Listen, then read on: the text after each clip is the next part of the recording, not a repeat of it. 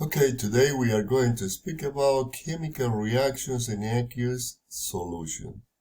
It means in solutions that are produced in water.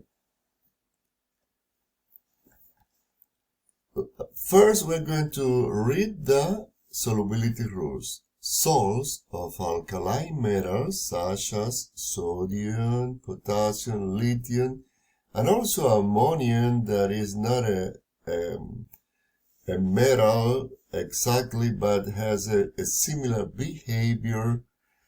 Well, these salts are soluble in water. Anytime when you can see any one of these metals, you will say the salt is soluble. Also the nitrates, the acetates, and the perchlorates, all these compounds are soluble. Then every time you see these polyatomic ions, you can say that the compound is soluble.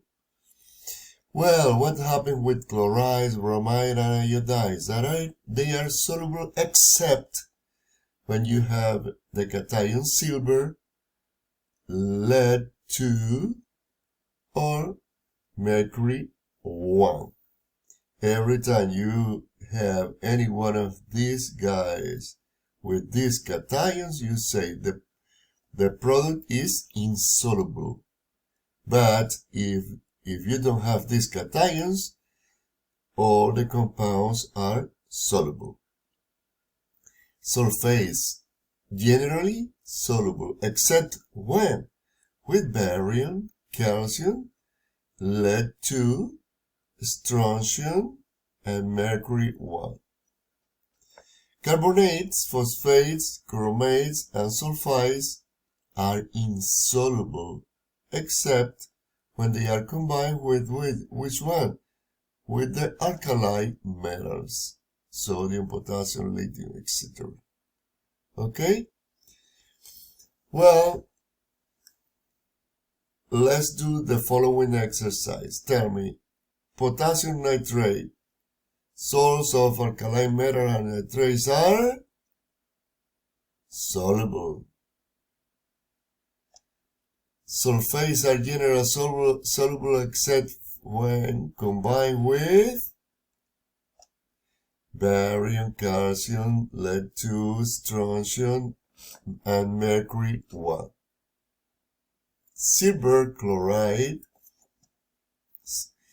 Chlorides are soluble except when combined with, well, silver is one of the exceptions. Then this compound is insoluble. Silver chloride is insoluble, alright? Then ammonium carbonate. Well, carbonate generally are insoluble, but with ammonium it is soluble. Okay? Hydroxides are generally insoluble except when combined with the alkali metals, barium, and calcium.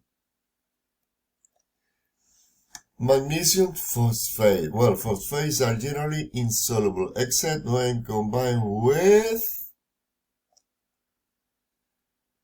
alkali metals and ammonium. So, magnesium phosphate is insoluble.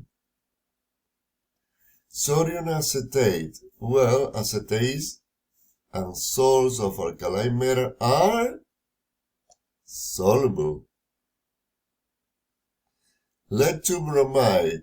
Well, bromides are soluble except when combined with, well, silver, lead 2, mercury 1. So this compound is insoluble.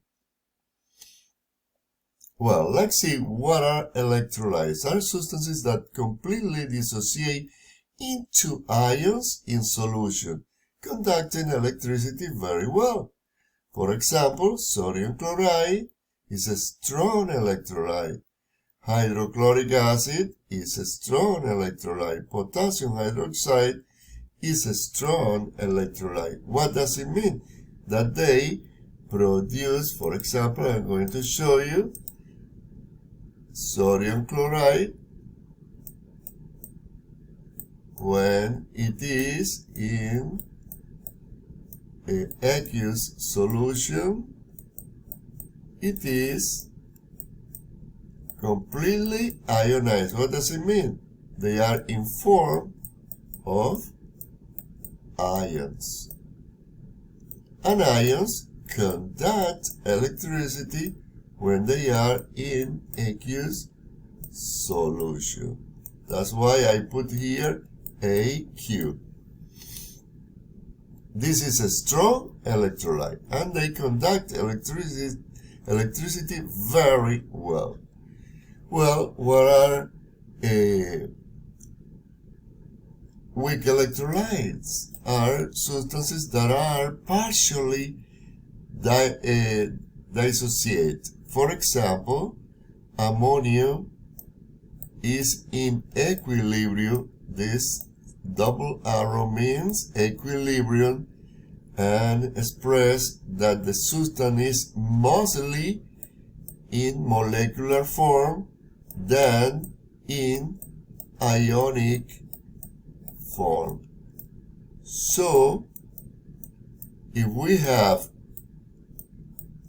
a lot of molecules and only a few ions, they conduct electricity poor.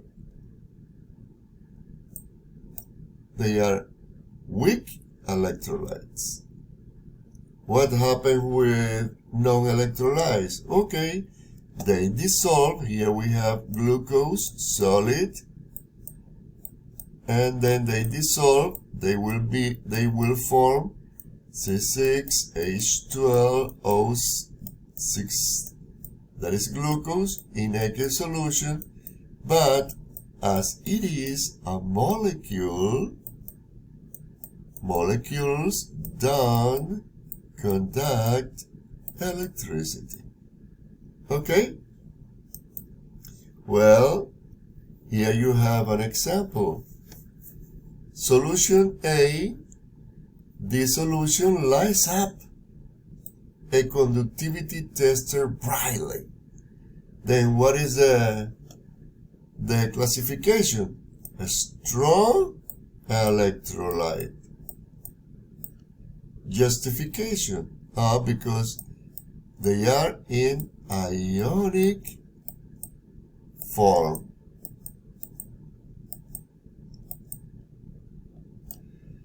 Solution B causes conductivity tester to glow dimly. What does it mean?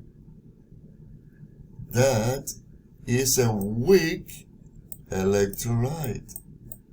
And then we have molecules and only a few ions. Well, here you have more examples.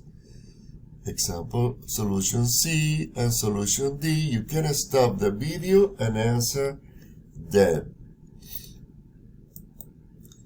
Okay, here you have the answers.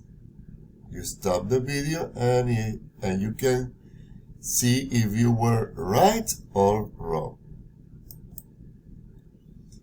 Then, strong electrolytes are completely ionized. That's why they conduct electricity. Weak electrolytes are in equilibrium and they have more molecules and only a few ions. Ions conduct electricity, molecules don't. And here you have the example of glucose. Glucose is in molecule form, so glucose don't conduct electricity. Okay? No conductivity. Let's see a net ionic solution. Here we have a double replacement reaction. Sodium goes to the place of silver and silver goes to the place of sodium. And here, as you can see, we make silver chloride that is a solid. because it's insoluble. Then we put into ionic form all the possible ions. Because they are in aqueous solution, it means that they are soluble. But what happened here? The solid remains solid. And these ions are in aqueous solution. The next step is to cancel the spectator ions. What are spectator ions? They are the same here in the reactant than in the products. Then they don't do anything special. Then what is the net ionic reaction? The rest of the ions, chloride and silver, that make the solid. Here you can see this is the net ionic equation. Please stop the video and see this example again. Let's go to the following one. Here you have the net ionic equation for this reaction. What does it mean? In this case, we form a weak electrolyte. So when we make a weak electrolyte in the product, this is part of the net ionic equation.